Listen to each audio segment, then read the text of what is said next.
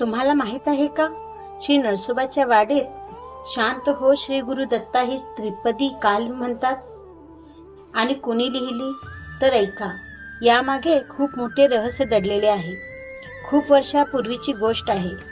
तो काळ होता महाराष्ट्रातील पवित्र तीर्थक्षेत्र नरसोबावाडी येथे. दत्त महाराजांची पालखी मोठ्या भक्तिभावाने प्रदक्षिणा घालत होती.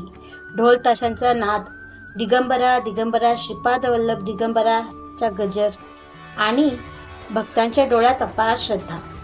पण अचानक सगळं बदलले. पालखी चालत असतानाच दत्त महाराजांची मूर्ती पालखीतून खाली पडली. क्षणभर सर्वत्र स्तब्धता पसरली. लोक घाबरले, पुजारी गोंधळले, कुणालाच काही कळेना. मूर्ती खाली पडली ही सामान्य घटना नव्हती. सर्वांच्या मनात एकच विचार आला, महाराज आपल्यावर रागावले आहेत. तेथील पंडित, पुजारी, वाडीतील ज्येष्ठ लोक जमले. काय करावे? महाराजांचा कोप कसा शांत करावा? तेव्हा सर्वांनी एकच मताने निर्णय घेतला, आपण टेंबे स्वामींकडे जाऊया. सर्व भक्त टेंबे स्वामींकडे गेले. तेव्हा टेंबे स्वामी गाढ ध्यानात बसले होते. तेव्हा सर्वजण शांतपणे त्यांच्या समोर बसले. कुणीही काही बोलले नाही आणि टेंबे स्वामींनी डोळे उघडले. ते म्हणतात, मला माहीत आहे तुम्ही का आलात. सर्वजण चकित झाले, कारण कोणीही काही सांगितलेच नव्हते. टेंबे स्वामी पुढे म्हणाले, महाराजांनी मला आधी दृष्टांतात सांगून गेले होते की नरसोबावाडीत काही अघटित घडणार आहे. टेंबे स्वामी म्हणाले, तेथे आता पवित्रता राहिली नाही.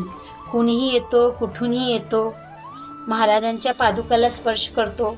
तेथे शुद्धता अजिबात राहिलेली नाही. त्याचा आचार विचार कसा आहे हे कोणी पाहत नाही.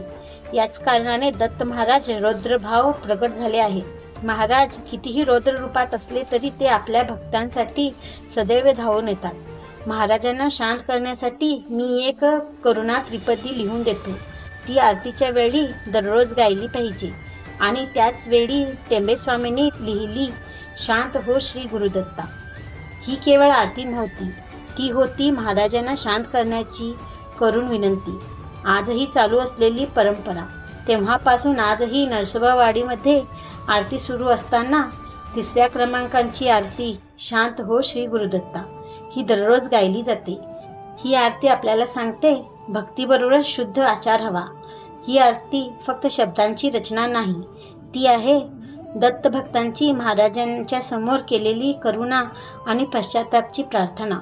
श्री गुरुदेव दत्त.